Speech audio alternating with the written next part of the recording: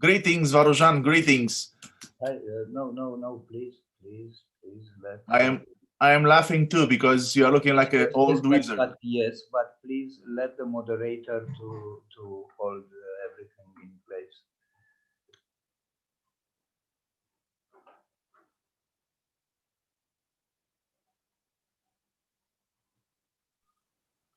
Good morning, everyone. Can everyone hear me? Well, I guess I could see that in chat. We're gonna have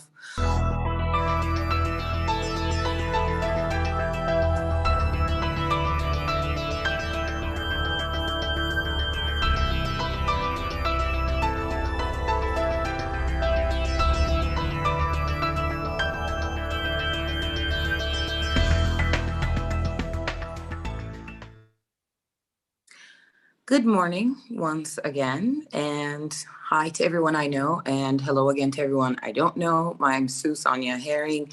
I'm an executive committee member of SEEDIG, and today I'm very happy to be hosting a special guest, interviewing a special guest about something that is very close to my heart and an interesting subject. But before I introduce him, I'd like to speak very briefly about SEEDIG 6 and the creative tracks, and of course SEEtalks, because SEEtalks was an idea that we've been discussing as the community and the core team in SEEDIG for the last few years now. And this was our first chance we finally got to it this year at the very first virtual meeting of SEEDIG.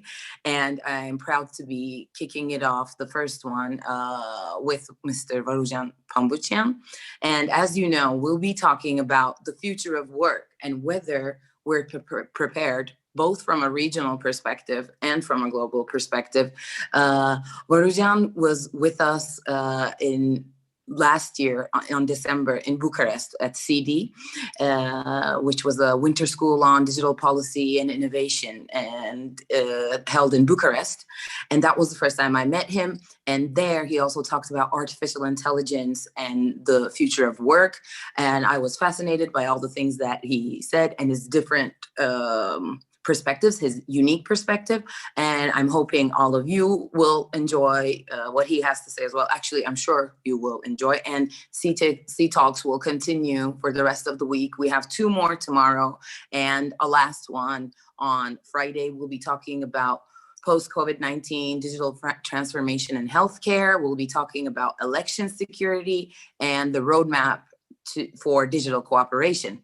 But today, like I said, we're talking about the future of work, whether or not we're prepared, with mathematician, Romanian parliamentary member, and president of the ICT committee, Varujan Pambuccian. Welcome, Varujan.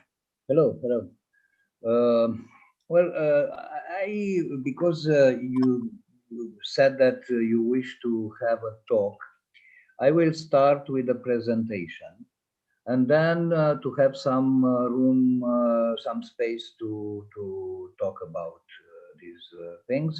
So let me share the screen of the presentation, and let's go. I will talk today about what means to work in the digital age. First of all, I would like to stress that we are today in the post-IT era. And what is remarkable in this period, it's related more or less to the previous era, of course, the IT era, but it has also some newcomers that are the new kids on the block, and that bring with them a lot of new developments. These areas that together form what we can call by digital age are the industrial robotics, which is almost something already classic, artificial intelligence that, yes, it started to rise from the 50s, from 1956 to be more precise, but it's also a newcomer because it changed a lot as a field of interest. What I call the third industrial revolution, which is probably the most deeply changing the human society right now, and I don't think that it's an exaggeration to say that this third industrial revolution will influence the human society as much as the first one did. We are now where today the result of the first in the agricultural revolution. This is the third one that has in the middle of it the delocalization of producing plants and meat and moving them into controlled spaces which make them to be climate safe and to be also irrelevant from the point of view of the time when you need the crops safe. So this is probably the most important development today. Of course, additive manufacturing, it's a new kid on the block that will change a lot in terms of labor market, and two directions that are not yet very visible, but they are working very seriously in the underground of the technologies, the brain sciences and the synthetic biology. And let us see how these areas will change the labor market. I will start with the industrial robotics. And here I will start with a short story of Media Group. It's a Chinese group that is, you can find in the mall their products, mostly the air conditioning systems. And one of the factories of air conditioning of this group was changed in 2014 from a human operated factory to a robotic operated factory.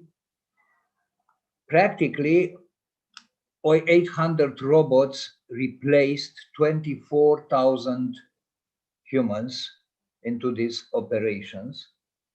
And after this success, it was very successful from economic point of view because you cut a lot of costs and you can have workers that work around the clock, around the day, around the week, around the year.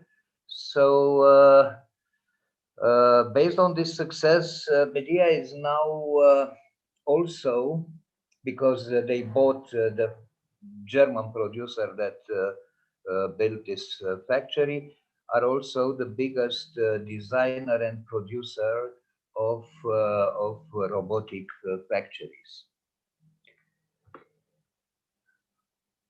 Another area which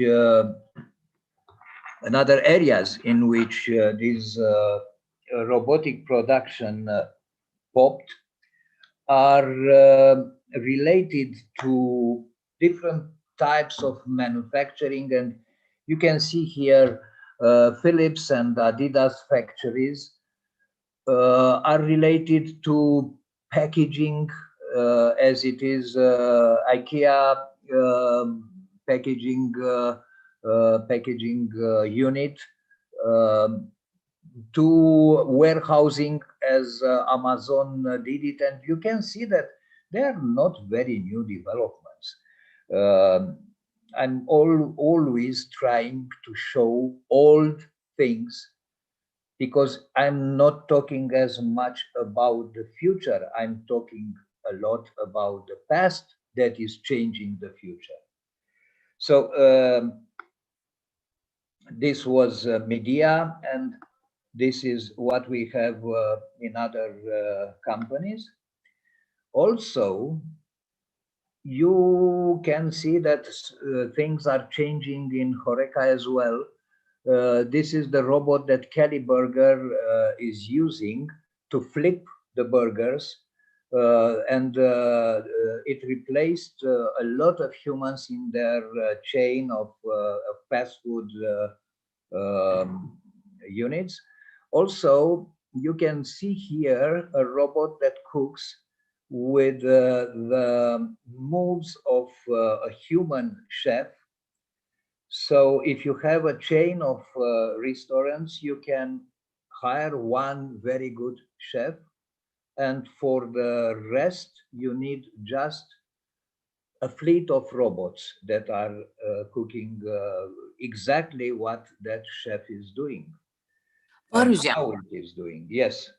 apologies to interrupt. So since we're gonna have 30 more minutes, with your permission, I want to speed it up a bit with the more, Okay, I will do that.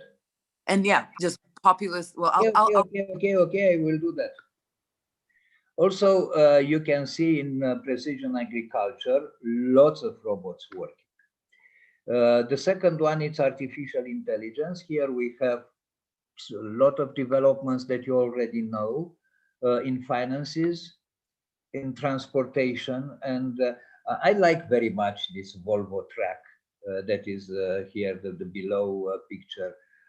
It's without driver. We are talking about cars that are self-driving. In medicine, in call centers, it will be dramatic in the next years. The change that will come from artificial intelligence replacing humans. In learning, still at experimental stages, but going well. In administration, it's more and more present, the artificial intelligence, and it will replace probably lots of officers that are working there. About the third agricultural revolution, I'm trying to accelerate. That's why I'm talking like this.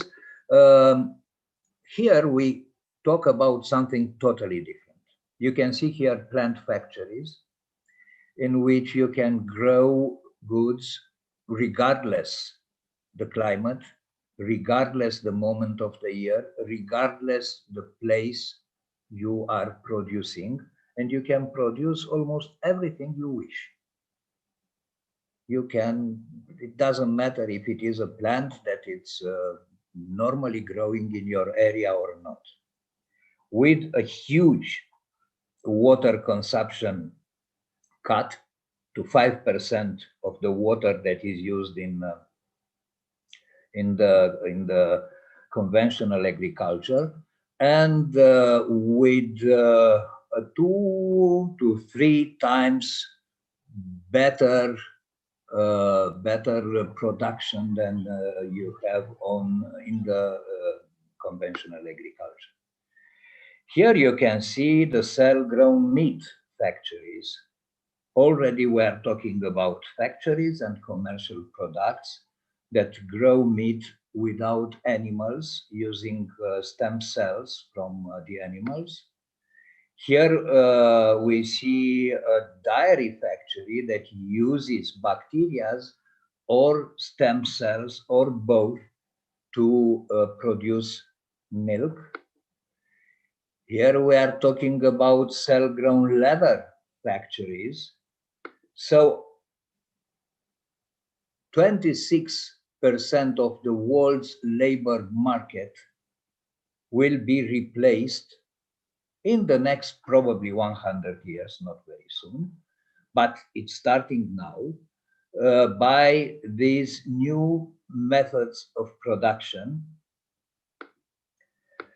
If we talk about constructions, you can see here, I came with 2 buildings in Dubai that were 3D printed. And with the today tallest building that was 3D printed in China, you can see it's a 4-floor building. So this works very well as well. And surprisingly, 3D printing had a huge success in baking. You can see here different things that were baked using Chef Jet Pro. It's a 3D printer that is designed especially for baking.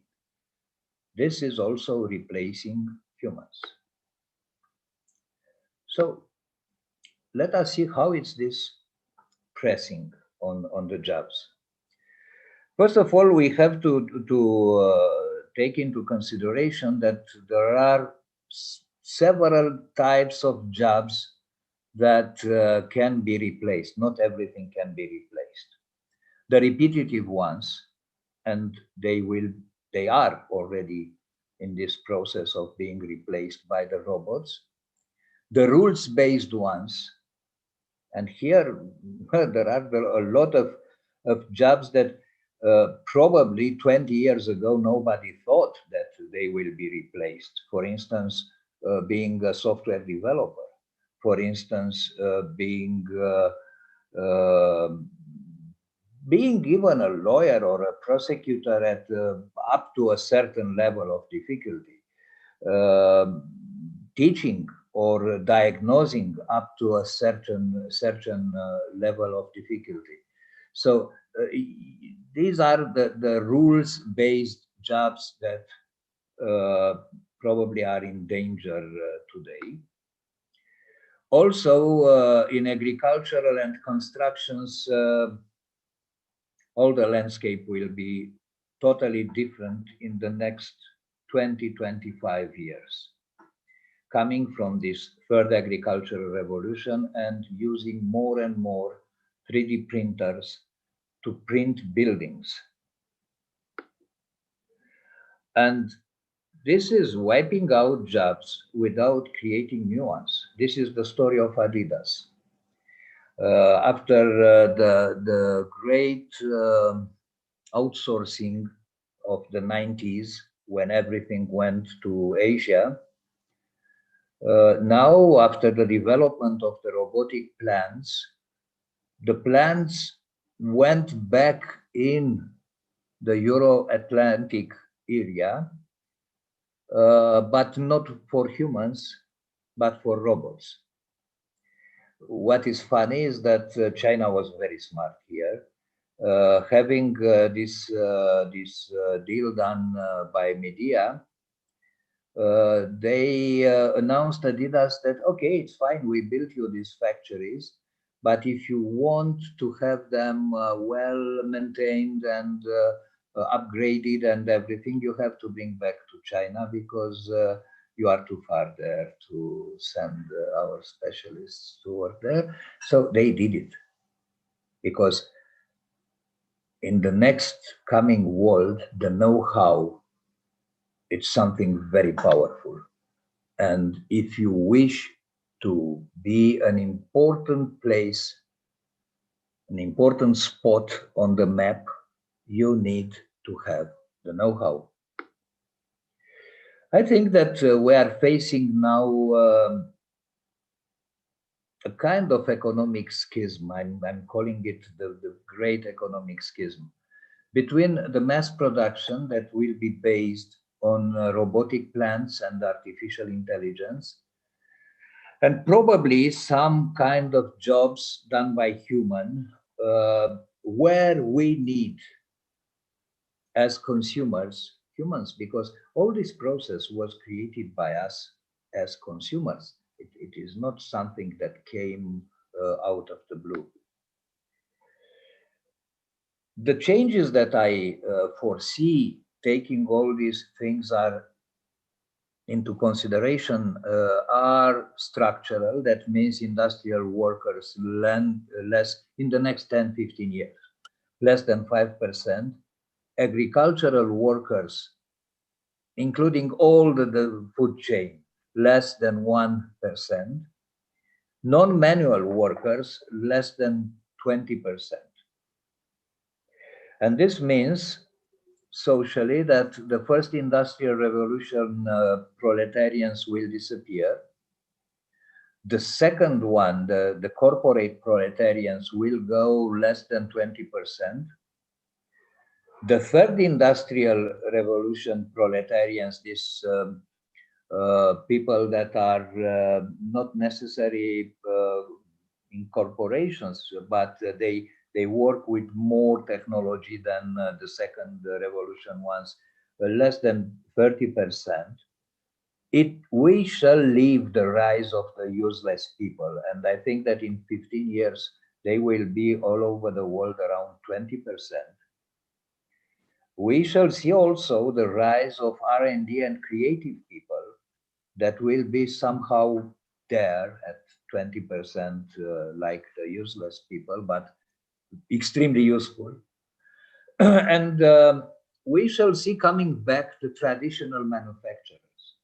Because, okay, robotic plants, artificial intelligence give us goods and services very cheap, very achievable, very accessible, but the same for everybody. And these traditional manufacturers will be addressing the part of us that wishes to feel himself, herself unique. And that's why I forecast a rise into this area. And I think that we should seriously think if labor should be a precondition of living or not. The first industrial revolution brought us this paradigm that the work is a precondition for living. I think that this will end. And we have to find out very creatively new social models if you want to keep the human society functioning well. Thank you. Thank you so much, Varujan, for this. And I have quite a few questions. We'll also be taking a question or two from the audience as well. But since I'm the moderator, I'll start with my own questions. And like somewhere in the middle of the presentation, you said we won't see some of these changes in the workforce, and like it will people will be replaced by 26%, and it could take up to 100 years. Of course, this won't be. That was related to agriculture. Okay, so that's just for agriculture. Yes, just for agriculture, and for when I'm saying agriculture, I'm talking about plants, about animals, about all the derivatives that we have from agriculture. Okay, great. Then, so yeah, talking about useless people and eventually people losing jobs, and also jobs changing and transforming the traditional jobs that we have right now. What do you think the effect, or do you think the pandemic has had any significant effect on what we predict for the future of work, both in the region and globally? And yeah, I'll start with that. Well, it's obvious that it accelerated the use of the electronic means. It is clearly an accelerator for using communications. Unfortunately, it showed very well that we were not prepared for something like this. E-learning, it's not working at all. Also, if we talk about e-health, it's in a very early stage. So it will help to accelerate into these directions, but it will not replace humans. Here, I would like to stress something. If we talk about learning. Learning is a social process. Learning cannot be done uh, sending a book, read the book and come and see me at the exam. Learning, it is clearly a social process. And when I said that the professors can be replaced up to a level, I'm talking about the repetitive jobs that a professor has to do. Grading papers or things like that. A lot of stupid things that the second industrial revolution added to this job, coming from the corporate side with a lot of scorecards, a lot of useless papers that a professor should carry and should be judged on them. And it's very stupid, our system today, unfortunately. You cannot bring corporativeness into the school. That is impossible. And they forced that everywhere. Okay. Do you think e-learning and the rise of distant learning is changing this? Like, would it help education become less? I think that we should define what we mean by learning. If we mean take an electronic book, read it, and we can meet at an exam on Zoom, maybe, I think that is not something useful. If we think about creating environments in which the whole school, let's say the professors, the students, everybody feels like in the physical environment, where the social process of learning can work. If we can do that, yes, it will be a success. If not, it will not be. It is just a book that looks more or less like Harry Potter journals. If you remember that journals with animations, it was nice. It will look more or less like that journals, and that is not learning. Okay, so what you're talking about, both in the workforce and education and the near future of work and digital work, is very structural and substantial changes. So do you think, especially from a regional perspective, do you think that we'll be seeing these changes? Like, are decision makers aware of this? Are the people aware of this? Especially, is youth aware of this? Like, what we've been talking about is probably what's ideal, but what do you think will actually happen? I think that reality will push everybody, regardless if they understand, if they not, if they will curse this, if they will embrace this. Reality will push this. And the problem is that today probably the biggest global crisis is in learning. If we shall not be able to reinvent the learning, we are still using the learning system of the first industrial revolution. That was very well suited for the achievements that that system should bring. But if we want to adapt to the world we live in, we cannot train people to do repetitive jobs lifelong, and being trained to submit to the system. No, if we wish to create people that think and work in this new era, we need to redefine creativity, because now it's a very empty word. And I remember what Ken Robinson said about creativity means to do something new. New means new. Nobody else did it before. That has value. This means that somebody is ready to give something in exchange of that. This is creativity. If we will think that any small, stupid thing that looks a bit weird, it's something creative. No, it's not. It's not. We should not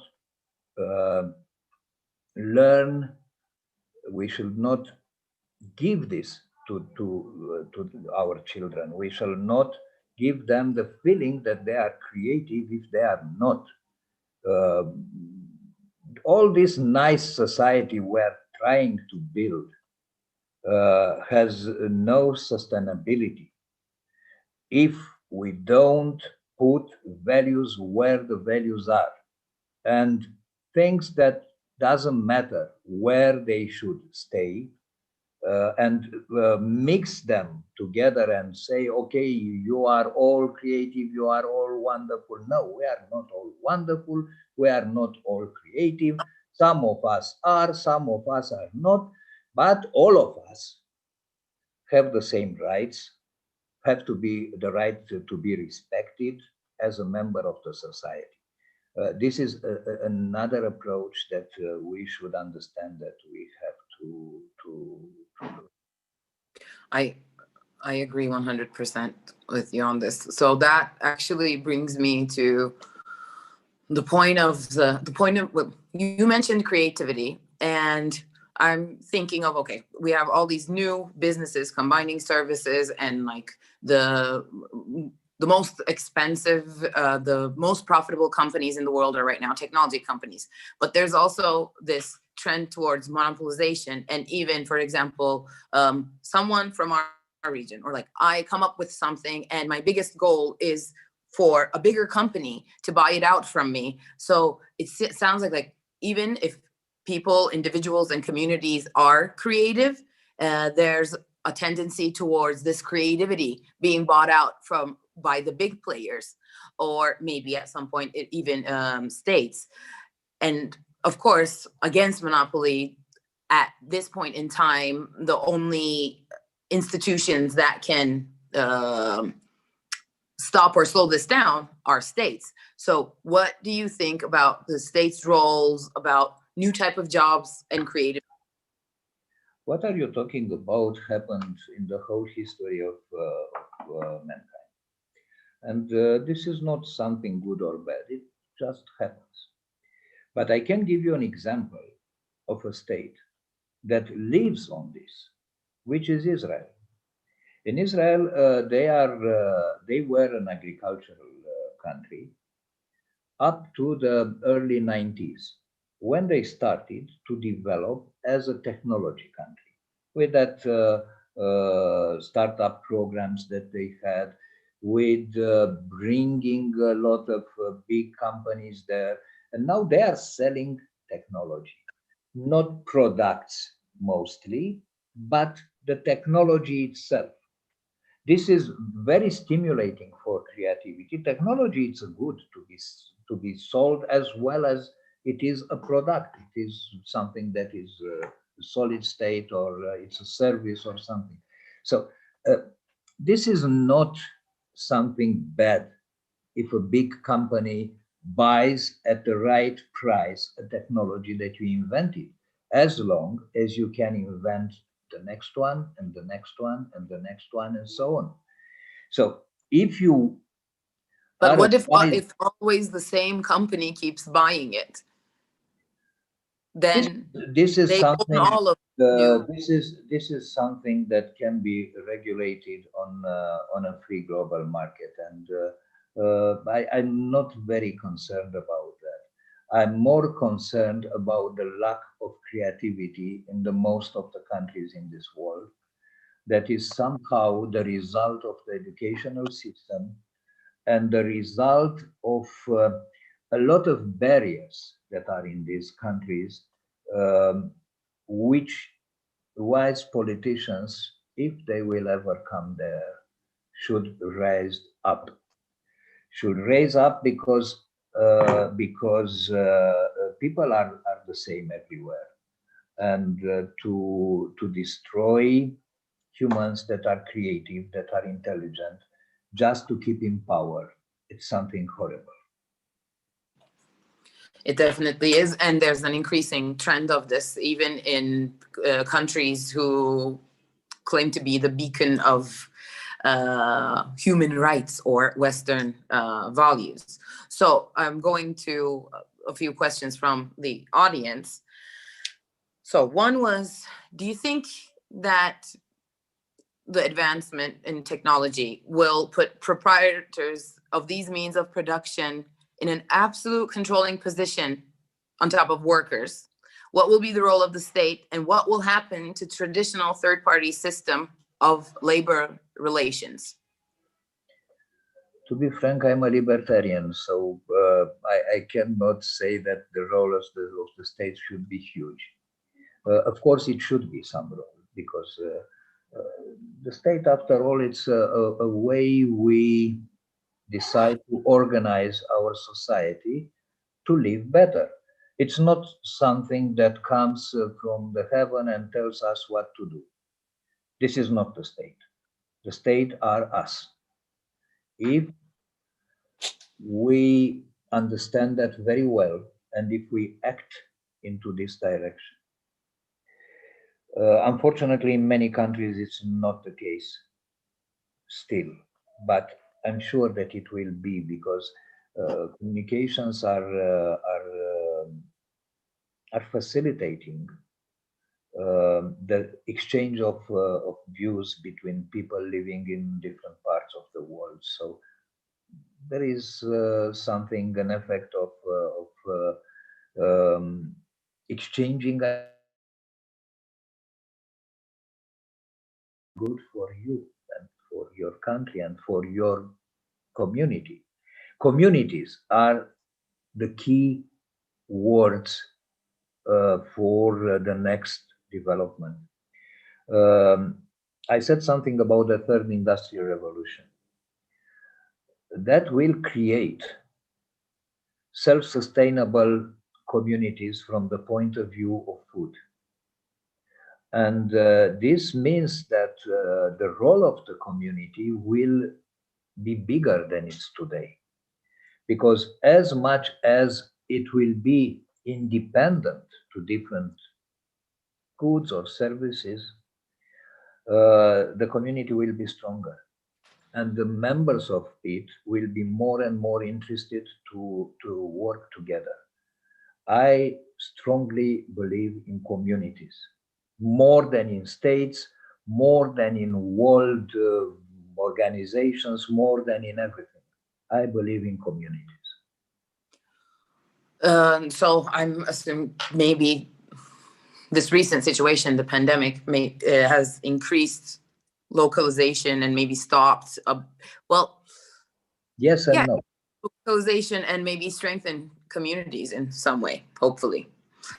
Another question is, how can you learn to socialize if you don't have physical interaction at school? Isn't that the bigger lesson of primary school, physical social interaction?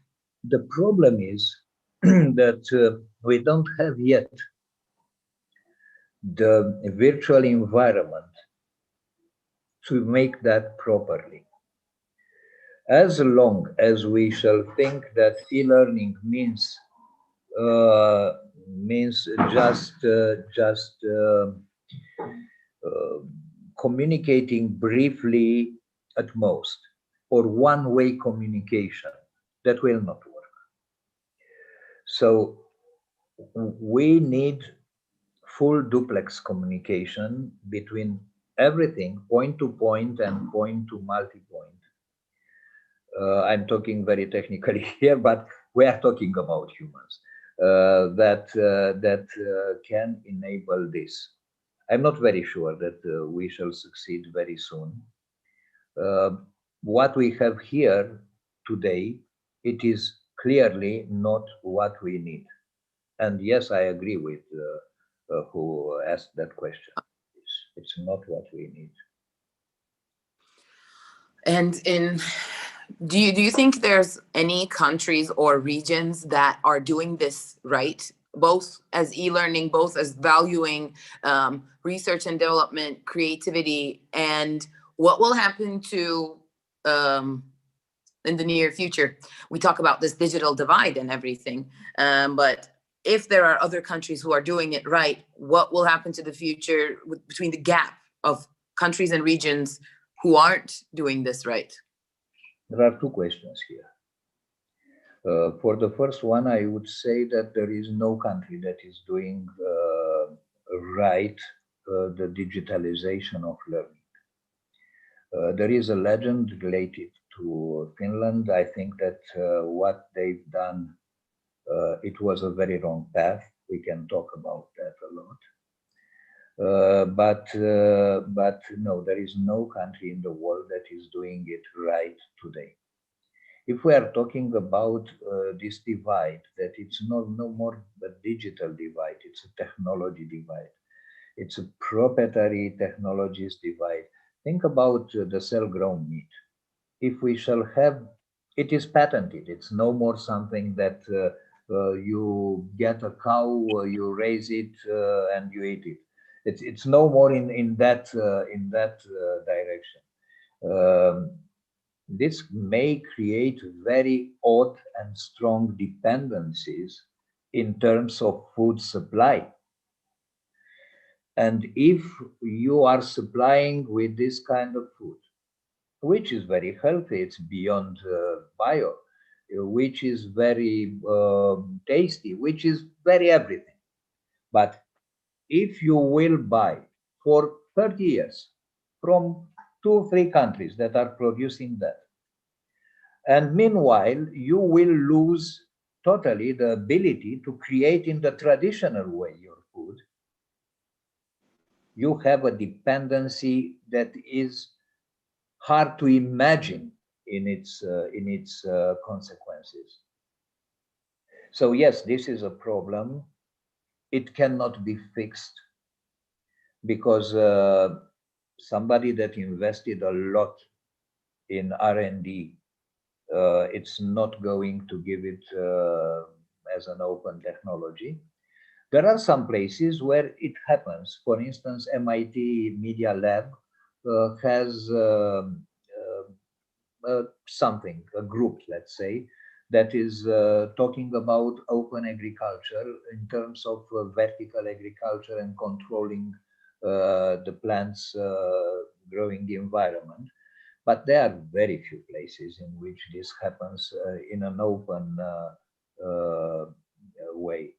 So I don't know how these things, if they can be solved or should be solved or should be fixed. Because at the end of the day, these people invested a lot into these technologies and invested a lot in the people working for them. It's a knowledge. Knowledge is power. This is very right. And knowledge is something that you achieve through a good educational system, through a good environment you created. Nobody brought this in a country and they suddenly discovered that, oops, we have that, let's work. No, it was a historical process of creating all of these things. Okay, so we're almost out of time, but I think we have a clear answer to the question, like at least that's what I'm getting. The future of work, are we prepared? What I'm hearing is, no, we're not prepared. But my final question, and if you have any other... It will happen. We are not prepared, but it will happen. Because exactly. we are producing that as consumers. It's coming. So my last question to wrap up would be, and of course, if there's anything else you want to add, please go ahead, is it too late for our region? No. I think that it is the right moment. And I will give you the example of Romania in terms of communications. When we started with, and it is very important to take into consideration that legislation is the key here. If we talk about democracies, of course, legislation is the key, and we need educated legislators. Yes. This is very important. So vote for educated people. Now, if we are talking about the future of these regions, I give you the example of Romania. When we started with the communications, we had very poor communication networks, all based on copper. We decided to have a strict technological neutrality and to let the companies to develop in a very competitive environment. And if the regulations were at the lowest level, let them compete and fight. And today we are in the first place in Europe in terms of price per bandwidth, and on the third day in the world, based on ITU benchmarks. Now, this is very important. When you start, when you have nothing in that area, start with the newest, highest, more efficient technology. Don't start with something that is cheap enough and it will be fixed and upgraded and so on. Start from the top of it, because doing that, you are making that leapfrog that is necessary to go from the level you are to the level of the best countries. And that's why it's an opportunity, because all these technologies are new. There is not enough experience nowhere. So there's still a chance to catch up. So it's a huge chance not to catch up, but to lead. Look at the Israel history of the last 30 years, and you will understand what that people did. It's unbelievable what they did. In 30 years, from a pure agricultural country to jump to one of the major technology producers in the world, it's unbelievable. And this is something that every country can do if they invest correctly the budget. Yep, they do. Well, I could go on forever asking you questions, but we're on a schedule and it was the end of it. So thank you very much, Varujan, for joining us and sharing. Thank you. It was a pleasure to have me here. Thank you. Thank you very much. It was a pleasure for me and for the entire SEEDIG community as well. Anytime. I just need to make a small reminder. After this, we have the digital economy session, which ties up very nicely to what we just discussed, which will be in another Zoom room. So hope to see you all there. And thank you once again, Varujan, and stay safe, stay healthy, stay brilliant. Stay the same. Thank you. Thank you. Goodbye.